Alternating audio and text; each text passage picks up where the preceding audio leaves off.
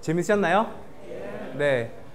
오늘 제가 전체 드릴 이야기의 그러니까 첫 번째 연사인데요. 저는 이제 요즘에 세상을 바꾸는 시간 15분 많이 들어보셨죠?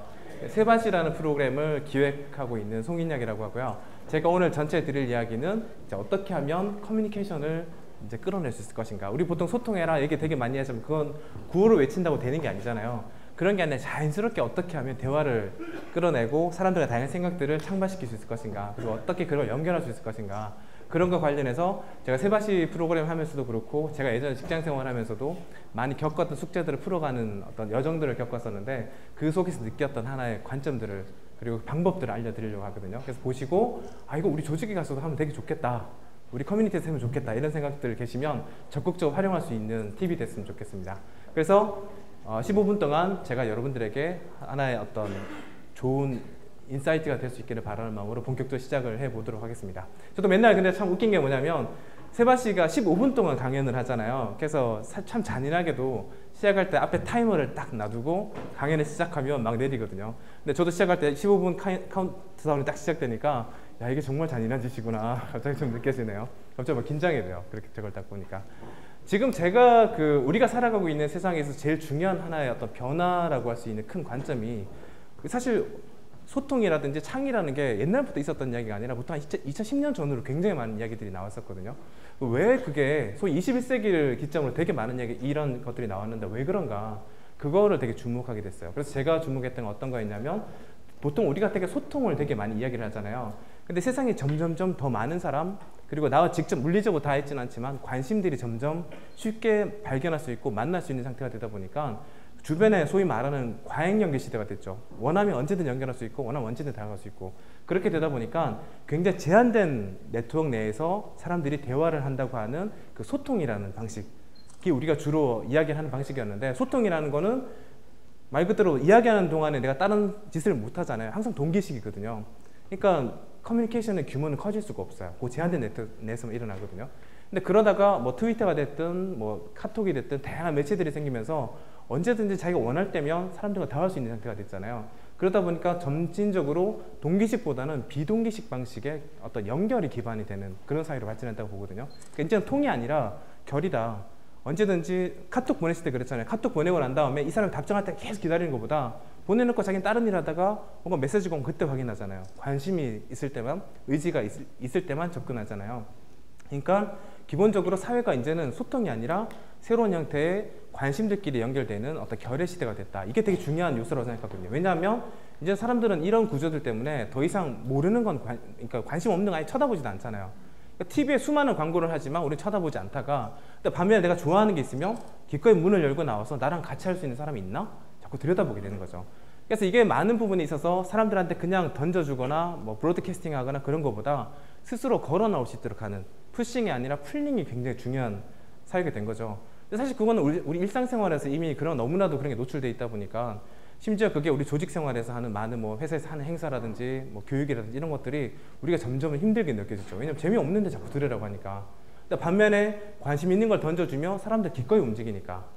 그러니까 이게 사실 비즈니스도 그렇고요. 정말 많은 부분들이 마찬가지로 이런 상황들이 연출이 됐었어요. 그래서 오늘은 그런 사례들을 소개를 해드리는 건 오늘 제 이야기의 핵심은 아닌 것 같아서 그거는 혹시 더 좋은 기회가 있으면 그때 말씀을 드리고요. 핵심은 뭐냐면, 과거에는 우리가 뭔가 남들이 모르는, 남들이 가지고 싶어하는 무언가를 내가 가지면 그게 나의 가치라고 믿었었는데, 어느 순간 가지고 있는 것만 아무런 도움이 안 되는 거예요. 지식을 안다고 해서 이 사람이 가치가 있는 것도 아닌 거예요. 왜냐하면 남들이 모르는 걸 내가 아무리 끌어안고 있어도, 내가 끌어안고 있으면 나를 아는 사람은 주변 사람들밖에 없거든요.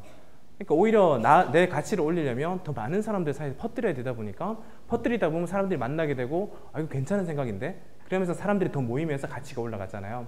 그래서 이제는 제 생각에는 가치라는 거 어떤 가지고 있는 데서 나오는 게 아니라 그것은 우리 사이에 존재한다. 어떻게 하면 그 사이를 연결할 것인가, 이게 굉장히 저는 중요한 메커니즘이라고 생각을 했거든요. 그래서 어떻게 하면 그걸 촉발시킬 건가. 세상은 이제 원하면 언제든지 검색할 수 있는 지식정보 사회를 넘어선 지 이제 오래됐죠. 남궁현 씨 같은 분은 이제 지금을 디지털과 아날로그가 어정쩡하게 붙어있는 디지로그 시대가 아니라 이 두 개가 완전히 멜트다운된 다이얼로그라고 부르거든요. 다이얼로그 시대라고. 사람들이 이제 관심사에 따라서 연결돼서 대화를 한다. 그러다 보니까 자연스럽게 이제는 사람들이 SNS를 포함해서 관계 시대라고 이야기를 하지만 그런 게서 끝나는 게 아니라 주변을 돌아보니까 아 그거 나도 관심 있는데 같이 합시다. 같이 합시다 하면서 그들의 관심들끼리 저마다 이합집산하는 그런 상태가 된 거잖아요. 그래서 지금을 관심경제사회라고 부르거든요. 그래서 요즘에 창조경제 얘기 되게 많이 나오지만 그것도 제가 봤을 때는 제일 중요한 건 그들의 관심들끼리 연결되는 장이다. 어떻게 해서 그들 스스로의 관심들을 연결시켜 줄 것인가, 이게 중요하다고 생각하거든요. 그러다 보니까 지금까지 우리는 교육도 그렇고 많은 어떤 뭐 비즈니스도 그렇고 전부 다 개인에만 포커스를 맞추고 왔었어요. 지금까지는 이거 필요해, 이거 너한테 진짜 중요한 거야, 너 이대로 있으면 안 돼, 계속 자극을 주다 보니까 개인들이 어디로 가야 되는지도 모르는데 뭔가 이렇게 있으면 큰일 날 것 같으니까 우우 막 흘러가는 그런 식의 상황이었다면, 지금은 사람들이 관심이 서로 닿게 되니까 야 이거 괜찮은데? 야 같이 하자, 스스로 끌어넘칠 수 있는 전자레인지 같은 그런 상황이 된 거죠. 하나는 이거 빼고 하지 마, 하나는 이거 빼고 마음대로 해. 어떤 게 더 가치가 있겠어요? 그러니까 이런 쪽으로 되게 많은 부분들이 옮겨가고 있는 거죠. 그래서 저는 제 기업의 조직 내부의 소통도 그렇고 우리 가게인 비즈니스도 그렇고 어느 순간 우리가 이게 좋다고 아무리 이야기를 해도 전혀 통하지 않는 시기가 온 거예요. 그래서 왜 그럴까 오랫동안 고민을 하다가 여러 가지 시도를 통해서 아 결국은 내가 중요한 게 아니라 그들이 중요한 거고 그들의 관심에 관심을 갖는 게 되게 중요하다. 그래서 그들끼리의 관심을 연결시켜주는 그 자석 같은 걸 만들어주는 게 중요하다라는 거를 받아들이고 그걸 실험하기 시작했거든요. 이게 보통 우리 조직도라 그러면 이런 식의 모양이라고 생각하잖아요. 각각 부서들은 자기 조직 내에서 자기 주어진 열심히 하고 가운데 이 모든 조직들을 브리징해주고 커뮤니케이션을 조율해주는 그런 가운데 조직이 있을 거라고 생각하죠. 보통은 인사팀이 이런 일을 한다고 생각하는데 실제로 이런 조직은 존재하지 않죠. 왜냐하면 인사팀도 자기 일하는 조직이지 다른 조직이 뭐 하는지 들여다보는 조직이 아니거든요. 그러다 보니까 조직은 외로운 섬처럼 다 갈라져 있고 이런 조직의 제일 큰 문제는 모르는 건 찾을 수 없다는 문제가 있거든요. 반면에 제가 이 관심 네트워크를 왜 주목했냐면 내가 알고 있는 지인이 야 이거 좀 알아? 좀 도와줄래? 그러면 내가 아주 바쁘지 않는 이상 기꺼이 도와주잖아요. 우리 조직 안에 정말 내가 하고 있는 일뿐만 아니라 정말 다양한 분야에 대해서 관심을 가지고 있는 사람들이 정말 굉장히 많이 있는데 조직의 구조에서는 자기 일만 하다 보니까 자기의 다른 영향들은 발견되지도 않고 연결되지도 않거든요. 그러니까 어떻게 하면 이들 각자의 관심의 어떤 대상들을 연결시켜 주는가? 왜냐면 저게 끌어넘치게 만드니까. 저는 조직을 바꾸자기보다 저런 관심 네트워크들을 우리 조직에 더할 수 있는 방법이 없을까? 여기에 주목을 했었거든요. 그래서 정말 많은 시도를 했습니다. 그래서 제일 중요한 과정은 뭐냐면 이런 거였어요. 결국은 누가 뛰어나고 누가 잘났고 이런 게 아니라 모든 사람들은 저마다 내적인 열정을 다 가지고 있기 때문에요. 결국 그것을 연결시켜 주는 게 중요하다 보니까 가정 자체를 누가 뛰어나냐가 아니라 우리 모두는 그런 사람들이다. 모두가 뛰어나다면 이런 자꾸 우리 앞에서 맨날 회사에서 많이 하는 평가나 이런 걸 하는 대신 하고자 하는 사람들끼리 야 이거 하자, 할 수 있도록 열어주는 환경을 만들어주는 게 더 중요하잖아요. 근데 문제는 하라고 한다고 해서 되는 게 아니거든요. 왜냐하면 어색하고 어렵고 어떻게 해야 될지도 모르고. 그래서 그 회사에 있으면서 이런 것들을 자연스럽게 끌어낼 수 있는 하나의 시츄에이션 디자인을 만들자. 이렇게 다 앉아 계시는데 누가 질문 있으세요? 라고 질문하면 회사에서 보통 여기서도 그렇고 끝나고 난 다음에 오늘 어떻게 들으셨나요? 괜찮으셨나요? 사람들이 다 수동적으로 예 라고 이렇게 대답한 다음에 질문 있으세요? 라고 물으면 질문 못 하거든요. 왜냐면 다 앉아 있는데 혼자 사람들의 시선을 주목을 받고 일어선다는 건 그 시츄에이션을 이기기 힘들거든요. 오늘 이따가 저희들이 질문을 받을 텐데 지금 그래서 그냥 손 들고 질문하는 형태가 아니라 다른 형태로 질문을 요청을 드릴 거예요. 그래서 결국은 그 상황을 만드는 것들, 어떤 개인의 능력으로서 브레인스토밍이 아니라 이 안에 있는 사람들의 마인드 파워를 끌어올리고 그렇게 해서 다가가게 하고 생각들을 쉽게 공유할 수 있는 방법들을 찾자. 저는 이걸 마인드 스토밍이라고 불렀어요. 마음을 열어야 될 때, 생각을 창발해야 될 때. 뒤에서 안 보이신답니다. 네. 보이시나요? 네. 자, 키가 생각보다 작군요. 네. 네. 그래서 사람들 연결을 만들어야 될 때, 그리고 마음을 열고 서로의 생각을 공유해야 될 때, 그리고 퓨처 액션을 끌어내야 될 때 굉장히 많은 상황들에 대해서 자연스럽게 이것을 끌어낼 수 있는 그런 어떤 메커니즘이 필요하다. 그래서 뒤에 이제 마인드 스토밍을 보여드릴 건데요. 시간이 되게 제한되어 있기 때문에 논리적인 이야기보다 이제 실제로 했던 것들을 가지고 보여드리겠습니다. 여기는 모 금융회사의 가장 모 그룹의 가장 시니컬하다고 알려져 있는 그 사업부의 그 중에서도 가장 보수적이라고 알려져 있는 차부장님들이세요. 이분들 표정에서 보시겠지만 일단 뭐 건드리지 마 이런 표정들이 지거든요. 이분들 대상으로 교육이 어떻게 되겠어요? 여기서 의식 기억을 하라고 이제 지시가 내려왔는데 이분들 뭘 잘못했어요? 그냥 앉혀놓고 똑바로 안 해? 고객들이 이런 이야기를 하고 있는데 들어봐 막 이렇게 하면 사람들이 아 우리 잘못했구나 이런 생각이 들기는커녕 어씨 뭐 그게 뭐 일부러 그랬나? 이 생각이 자꾸 들잖아요. 네가 틀렸다고 이야기하는데 우리가 어떻게 마음을 열겠어요? 그래서 이분들이 참 이렇게 앉혀놓은 상태에서 인사를 시키니까 얼마나 안 친한지 금방 알 수 있습니다.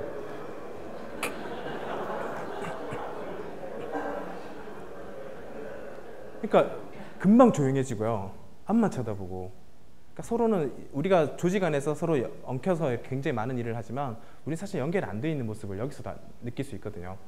근데 이거를 이제 바꿔야 되죠. 그래서 어떻게 바꿨냐면 그냥 지식을 이렇게 주입하는 게 아니라 직접 자기 이야기를 할 수 있도록 하고 자기 마음을 열 수 있도록 한 상황을 연출했었거든요. 지금부터 보실 거는 하나의 어떤 이 상황에서 이렇게 하면 되는 거야 방법론으로 보다요. 하나의 흐름으로 마음을 열게 해서 에너지를 끌어올려서 이렇게 해서 생각을 공유하도록 하는 흐름을 한번 봐주시면 좋을 것 같습니다. 이때 했던 거는 수많은 방법 중에서 님비라는 게임을 먼저 했거든요. 마음을 일단 열어야 되겠다. 팔짱부터 내려야 돼. 이분 오른쪽에 이분 보면 막 이러고 있잖아요. 이 상태에서 무슨 뭐가 되겠어요. 그러니까 그 님비라는 게임을 했는데 님비가 not in my backyard잖아요. 내 뒤에 뭐가 있는 거 싫어. 그래서 이 계단을 구분해서 왼쪽 팀, 오른쪽 팀 구분한 다음에 자 지금부터 풍선을 쏟아 넣어 드리겠습니다. 그래서 풍선을 받으면 그때부터 상대방 쪽으로 쳐내십시오. 그래서 자기 쪽에 풍선이 많이 남으면 지는 겁니다. 이야기를 하거든요. 그리고 뭐 이기는 팀들한테는 선물을 드리겠습니다. 이렇게 이야기를 해요. 그러면 이 가운데 있는 오른쪽에 있는 분처럼 아씨 뭐 이런 거 시켜 뭐 이런 반응이 당연히 나오거든요. 근데 문제는 그 님비 게임의 그 묘미는 뭐가 있냐면 풍선이 작은 게 아니라 굉장히 큰 겁니다. 탱탱볼급을 사용하거든요. 이거는요 안 보고 있다가 맞으면 목이 꺾어집니다. 네. 여기는 좀 나은데요. 천정이 조금 그렇게 높지 않은 데 쓰잖아요. 그럼 진짜 다칠 수 있습니다. 풍선이 날아갔다가 반사돼서 내리꽂거든요. 그러면 탁 맞으면 진짜 다칠 수 있고 막 안경 깨지고 막 그렇거든요. 세바시에서도 몇 번 이거 했었는데 저희들 계속 부탁드리는 게 사람 때리지 말라고. 일단 막 치다 보니까 사람을 때리서 빡 소리 나기도 하고요. 풍선이 잘못해서 사람 맞으면 되게 다치기도 하거든요. 근데 이렇게 하면 풍선이 굉장히 큰 거잖아요. 그리고 잘못하면 다칠 수 있잖아요. 그럼 팔짱 끼고 이렇게 얼굴로 공을 막을 수는 없거든요. 풀어야 되고 쏟아지니까 다른 사람들 다 밀리면서 자동적으로 쳐내게 되죠. 그 시츄에이션이거든요. 그러면 안 움직이려는 분들이 이렇게 바뀝니다.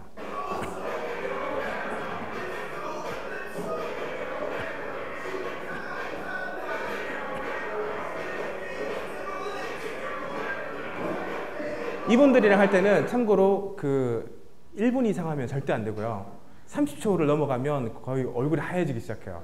체력이 너무 떨어져가지고 숨을 핥다 1분쯤 되면 막 진짜 창백해지거든요. 근데 저렇게 되면 더 이상 표정 관리가 안 됩니다. 그러니까 막 심각하게 있을 수가 없어요. 저기서 끝내는 게 아니라 계속 이어가는 거죠. 그 다음에 제가 했던 방법 중에는 미션 임파서블이라고 그 나라마다 독특한 인사법이 있어요. 그걸 미션 카드를 미리 나눠드리고 자 꺼내보십시오. 꺼내본 다음에 그대로 인사를 하시라고. 그래서 상대방이 인사를 제대로 하면 스티커를 붙여주세요 라고 부탁을 드려요. 그러면 예를 들어 화성인 인사법은 정말 어렵습니다. 선자리에서 한 바퀴 돌고 샬라뽕빠에 아쿠나 아타타 폴레폴레 야! 외친다 이렇게 하거든요. 그렇게 인사를 제대로 받은 스티커를 붙여주십시오 이렇게 하는데 못할 것 같은데 역시나 다 움직이잖아요. 그러면 전부 다 이렇게 안 움직이려는 분들이 다 움직이십니다. 참고로 가운데 있는 분이 화성인 인사법을 하고 계십니다.